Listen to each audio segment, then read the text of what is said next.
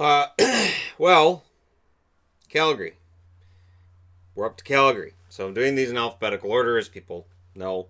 And we're up to Calgary, which of course started in Atlanta. So we had the Atlanta Flames come into the league in 1972.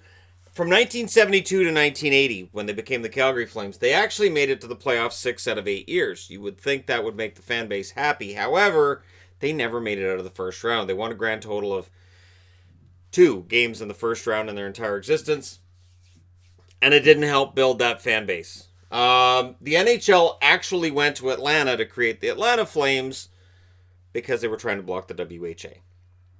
World Hockey Association was encroaching in their territory. They wanted a team in the South to try to, put up basically a barrier against the WHA. It had mixed results. It wasn't a big success in Atlanta, but you know what? We got the Calgary Flames out of it. $6 million expansion fee. They were owned by Tom Cousins, who was actually the owner of the Atlanta Hawks at the time as well.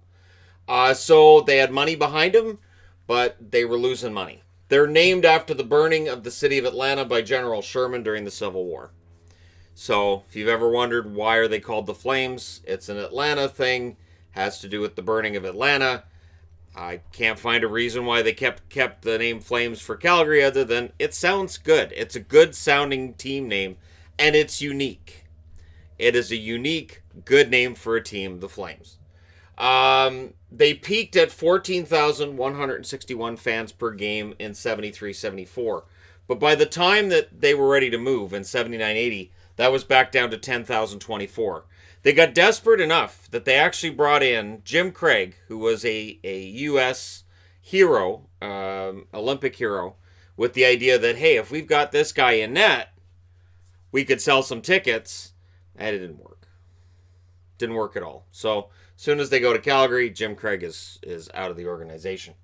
They lost $12 million in the 8 years they were in Atlanta, and they were sold for $16 million May 21st, 1980 to Nelson Scalbania and some investors, and the Calgary Flames are born then.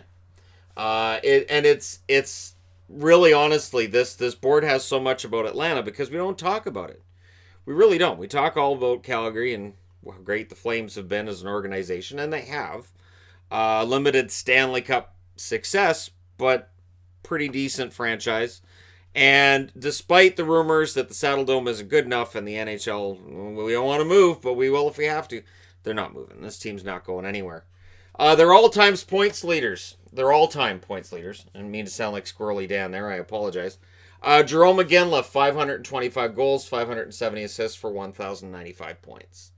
He's the best player they've had.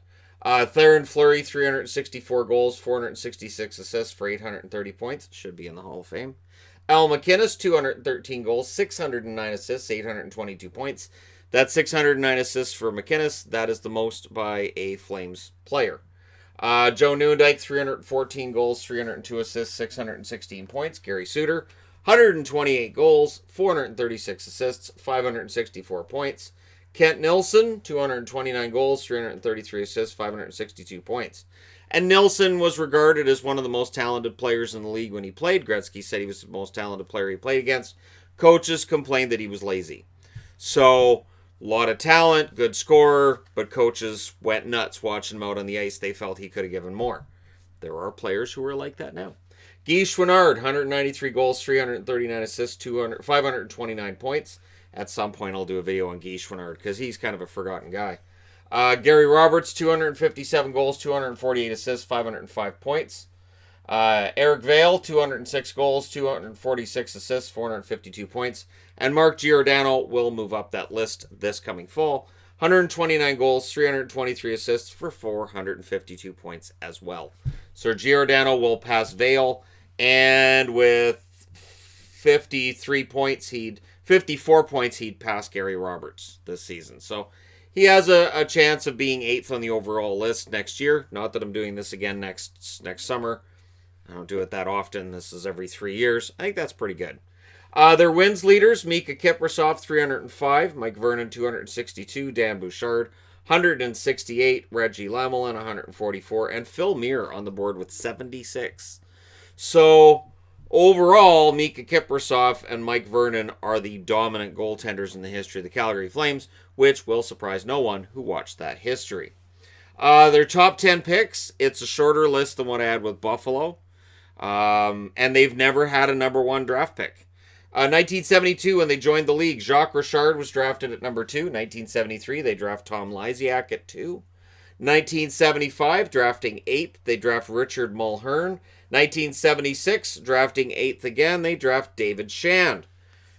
They don't draft again in the top 10 until they're in Calgary. That's the color change. And they don't draft in the top 10 again until 1992. Drafting 6th overall, they draft Corey Stillman. 1997, Daniel Tkachuk goes 6th. And also going 6th, completing the 666 pattern, Rico Fata goes in 1998. 2000, drafting 9th, they draft Brent Cron, who I think played one game in the National Hockey League, goaltender. 2002, drafting 10th, they draft Eric Nystrom. 2003, drafting 9th again, they draft Dion Phaneuf. 2013, drafting 6th, they draft Sean Monahan. 2014, drafting 4th, they draft Sam Bennett. 2016, drafting 6th, they draft Matthew Tkachuk. So, the Flames, a team that right now are the defending Western Conference regular season champions, did not actually have any draft picks higher than 4th since 1973. So, this is that whole rebuilds are nice and all, but it's about putting together the right roster, not just getting your premier talent and go, there you go, we got number 1. And so Calgary didn't really do that. Stanley Cup in 1989, Stanley Cup Finals in 1986, where they lost to the Montreal Canadiens. They beat those Montreal Canadiens in 1989. And of course, in 2004, they lost in 7 to the Tampa Bay Lightning. The playoffs, they've made them in 29 out of 47 seasons. From 96-97 till 2002-2003, for 7 years, there were no playoffs. From 2009-2010 till 2013-2014, there were no playoffs then. So that's 5 years. So 12 seasons that they've missed the playoffs were in a nice long stretch. Which again, and this is much like Buffalo, it kind of took some of the luster off of what was otherwise a stellar franchise throughout the 80s and the early 90s. Their winningest coaches, Badger Bob Johnson with 193. Fred Creighton, this is from the Atlanta days, 156. Terry Crisp, 144. Bob Hartley, 134, and Brent Sutter with 118. I thought about putting all the Sutters up that have been coaches. It's been more than a couple.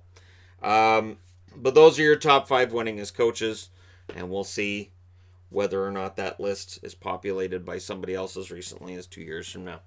Captains, not as long of a list as it was for Buffalo for this either. Keith McCreary from 72 through 75. Jerry Meehan from 74-75.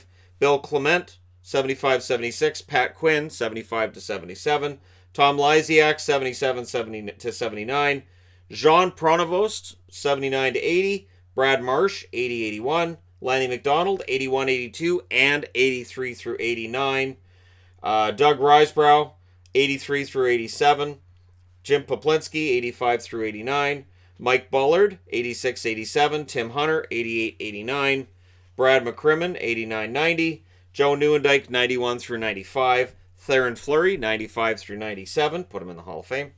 Todd Simpson, 97 through 99. Steve Smith, 99 to 2001. Dave Lowry, 2000 to 2002. Craig Conroy, 2001 to 2003. He shared that with Bob Bugner. Jerome McGinley, 2003 to 2013. And then Mark Giordano from 2013 until now. So, nice, decent list of captains and a lot of legends for the team in there. Retired numbers, number 2 for Al McInnes, number 9 for Lanny McDonald, number 12 for Jerome McGinley, number 25 for Joe Nieuwendyk, and number 30 for Mike Vernon. So, Kipper should be up there, you would think, at some point, right? Calgary made the playoffs from 1981 to 1991. And they were one of 2 great teams in Smythe at the time. They were overshadowed by Edmonton, but boy, those battles of Alberta, for those of us that are old enough to remember, they were fantastic. There is a reason that Hockey Night in Canada salivates over the idea of both Calgary and Edmonton being relevant at the same time. 1993 to 1996, they made the playoffs in those seasons as well, so they only missed in 92. between 81 and 96. The Saddle Dome opened in 1983 to replace the Stampede Corral. The Corral didn't hold enough people. It was a very small building, but the Omni was not working out for them in Atlanta. So they went to a small, not NHL ready building to build the Saddle Dome, which they felt would be a good replacement for the Stampede Corral. The Red Mile. You heard about the Red Mile? You heard about it in 2004. The Red Mile became famous for all the partying Flames fans did on it, and then it became infamous for girls flashing cameras. And then the question came out of how old are these girls? And then the whole internet went, oh crap, we didn't think this through. So that kind of became the famous from 2004. They haven't had a nice long run since then for the Red Mile to become as infamous as it was back then. The team has been locally owned since 1981.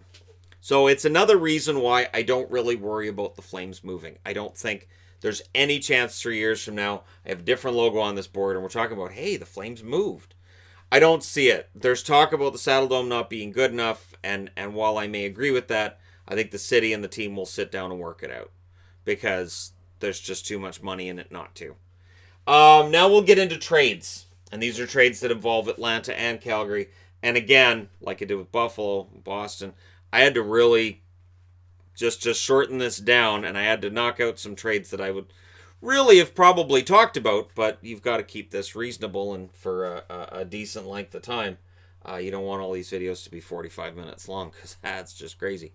January 22nd, 1976, the Atlanta Flames get Bill Clement, who would be their captain.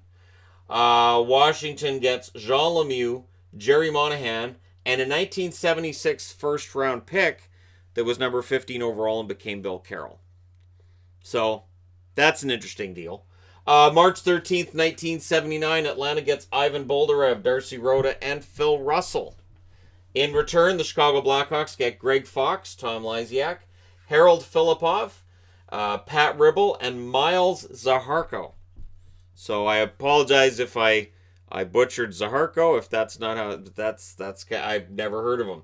And then what's interesting is February 8th, 1980. So before they actually moved to Calgary, Atlanta acquires Don Lever and Brad Smith from the Canucks for Ivan Boldarev and Darcy Rhoda. The interesting thing with this is that Boldarev and Rhoda would be with the Canucks in 82 when they would sweep the Calgary Flames in the first round of the playoffs. So in a way, Atlanta helped Vancouver beat Calgary because Boldarev and Rhoda were two of my favorite Canucks at the time, and they were pretty solid in those playoffs. June 2nd, 1980. This is the first trade made by the Calgary Flames. And it is to get rid of Jim Craig. Jim Craig goes to Boston. That move to bring in Craig to save things in Atlanta, that didn't work out at all. So in return, they get back a second-round draft pick, which becomes Steve Conroy, and a 1981 third-round draft pick, which becomes Mike Vernon. So some astute drafting and a nice management of assets there by the Calgary Flames. November 25th, 1981, the Flames acquire Lanny McDonald, a 1983 fourth-round pick, which would become Mikko Makala, and the Colorado Avalanche would acquire Don Lever and Bob McMillan. Don Lever bounced around the league a lot. At some point, I'm going to do a video on him as well. He bounced around the league a ton, and him being traded by Vancouver helped Vancouver improve. Him being traded by Calgary helped Calgary improve. Lanny McDonald, of course, would end up setting a goals record with 66 in one season as a member of the Flames. June 15th, 1985, the Calgary Flames acquire a 1985 second-round pick, which becomes Joe Nieuwendyk, a 1987 second-round pick, which becomes Stefan Matteau, and in that trade, Minnesota acquires Kent Nilsson and a 1986 third-round pick who never makes the NHL. The Minnesota North Stars, looking for more scoring. Calgary goes, here you go, here's Nilsson. It's fine. Well, if you guys don't want to give us a player back, that's fine. And again, it was the idea that the Flames wanted Nilsson out. They felt he didn't have the work ethic they needed. And I know there's people who say that's not true. And yet, the Flames went to the Stanley Cup final the year after they got rid of Nilsson, and they'd win the Stanley Cup altogether in 1989. Now, Nilsson went on and played for Edmonton as well. But again, it wasn't an amount of talent. He had tons of talent. It was just coaches getting frustrated and teams saying, all right, well, that's it. And I've actually got books on my shelf over here that make mention of Nilsson and when he got traded. February 1st, 1986, so this is right before the run to the Stanley Cup final. Calgary acquires Terry Johnson, Joe Mullen, and Rick Wilson. St. Louis acquires Eddie Beers, Charles Bourgeois, and Gino Cavallini. Now, the Cavallini brothers go on to play pretty well for St. Louis, but I'm going to go ahead and say this trade is a loss for St. Louis because Joe Mullen had a pretty decent run with Calgary, and then when he gets tired of Calgary, he has a pretty decent run somewhere else, and we'll get to that.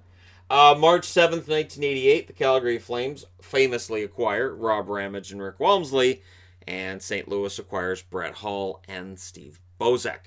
So, big trade here. Brett Hull, they knew what he was going to be, not necessarily to the extent that he would become a huge goal scorer, but the Flames felt we already have that. We have goal scorers up the yin-yang. Brett Hull's just another goal scorer. We needed some depth in the blue line, and we need a good backup goaltender. Walmsley and Ramage fit our needs nicely.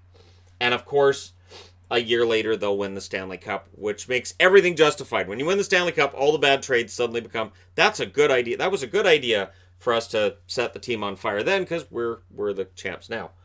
September 6, 1988, the Flames acquire Steve Bozek again. So realize between March and September, probably didn't play very much for St. Louis. Michael Dark, Doug Gilmour, and Mark Hunter also join the Flames. Mike Bullard, Tim Corkery, and Craig Cox go to St. Louis. This is a trade that absolutely robs St. Louis. So they get Brett Hull and they give up Dougie Gilmour. So the Flames, we remember them and the fact that they gave up Brett Hull, but we can give them some credit as well for picking up Dougie Gilmour, who would be a part of that Stanley Cup winning team. Now, before Steve Bozek can put on his jersey, back with Calgary, cool, he's traded again. He is traded with Paul Reinhart to Vancouver for a 1989 third-round pick. Paul Reinhart has got some back problems. And the Vancouver Canucks desperately need a quarterback on the blue line. Doug Lidster's fine, but they need somebody else too. So they pick up Reinhart, the Flames being nice to Vancouver, and Reinhart would play a role in almost upsetting the Flames less than a year later. But it ends up being okay. The Flames win that one in 7, and they end up winning the Stanley Cup that year. June 16th, 1990. So this is post-Stanley Cup. What do? They acquire a second-round draft pick in 1990 from Pittsburgh for Joe Mullen. Joe Mullen would go on to win 2 Stanley Cups with Pittsburgh after that. June 16th as well, they acquire the number 11 draft pick from New Jersey, which is Trevor Kidd, and the number 32. And they're trading up. They want Trevor Kidd. All New Jersey got was number 20, number 24, and number 29. Number 20 just happened to be Marty Brodeur.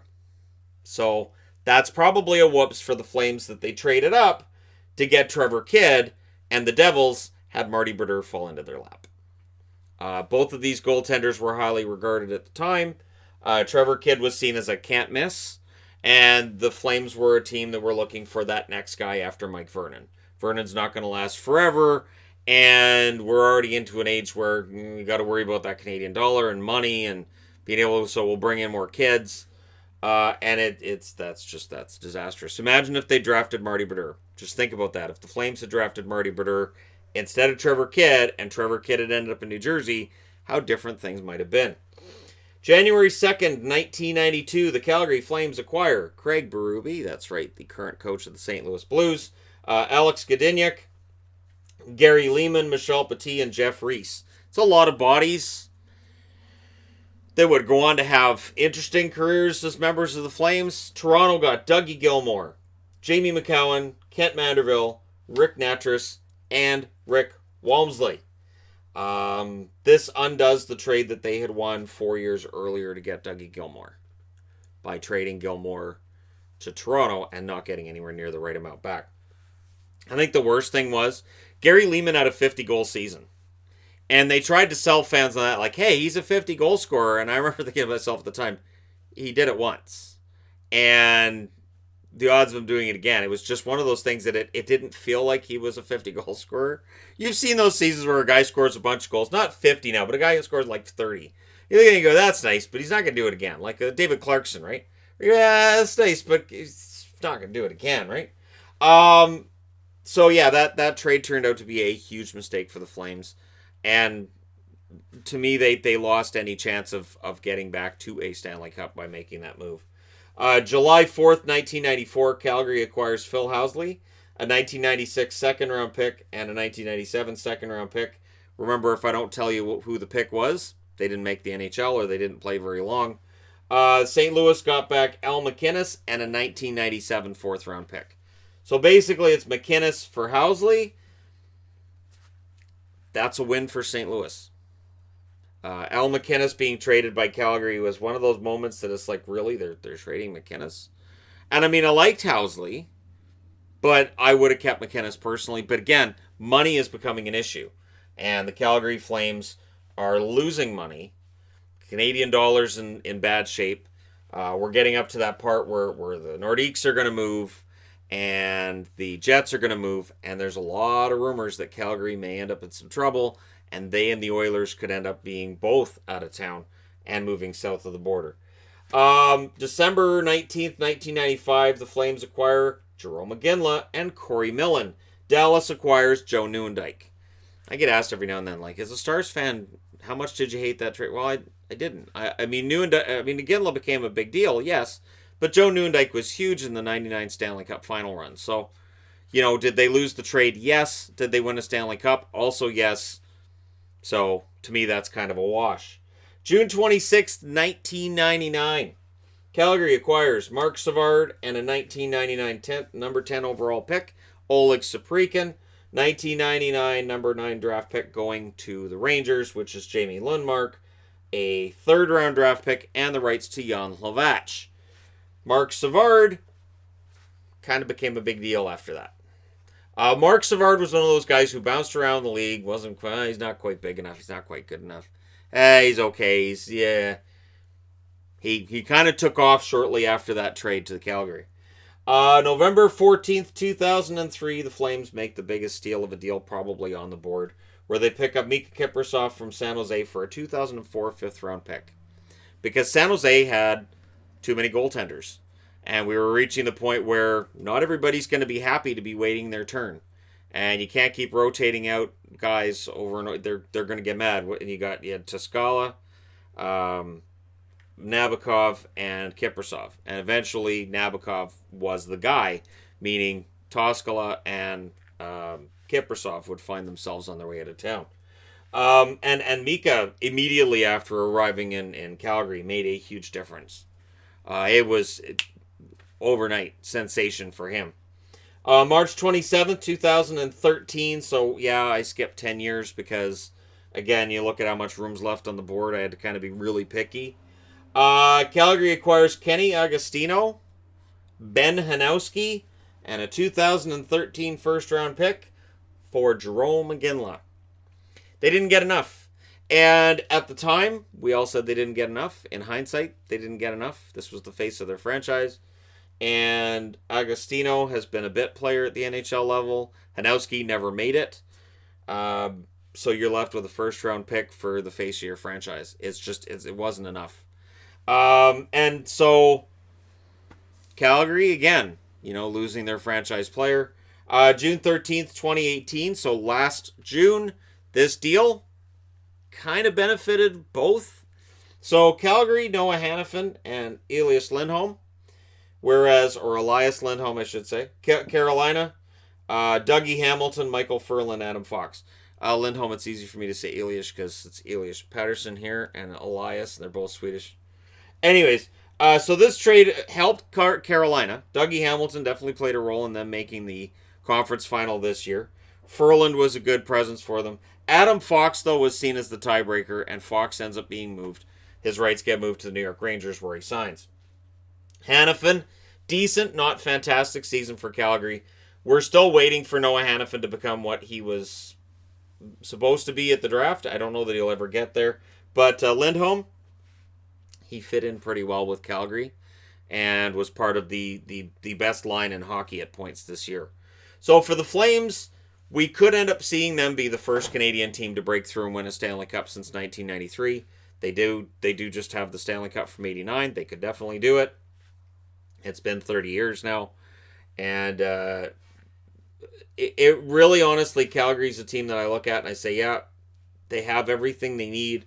They're run really well. General manager smart. Their coach showed that he was really good this year. It's just a matter of everything falling into place. But if it does and they win a Stanley Cup, then the next time I do an update on their history video, we can talk about their next Stanley Cup. But I don't have anything to talk about right now because they lost in the first round to Colorado. So there you go. The history of the Calgary Flames, which includes the Atlanta Flames. Let me know your thoughts in the comment section below as always. This means Carolina's up next, which means Hartford as well.